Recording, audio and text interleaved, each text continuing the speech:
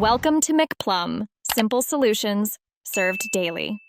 You'll start by confirming compatibility and securing a backup so you can undo problems if needed. First, make a quick iCloud or Finder backup. This protects photos and settings. Once done, connect to a reliable Wi-Fi network and plug into power so the update won't pause. Make sure you have about 5% 10% free storage for the download cache. Now open Settings, tap General, then Software Update to begin fetching the latest iOS installer. You'll see the update download.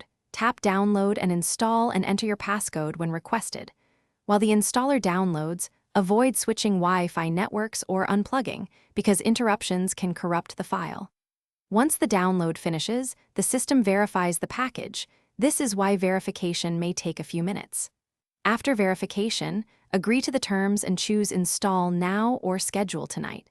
If you schedule, the device will update automatically after installation. Your iPhone will restart and present a brief setup screen.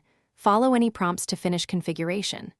Make sure it stays plugged in until the process completes to prevent power loss.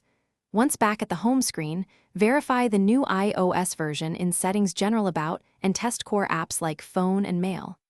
If the update fails or gets stuck, try resetting network settings, retrying the update, or using Finder/iTunes on a computer to reinstall iOS as the primary trouble.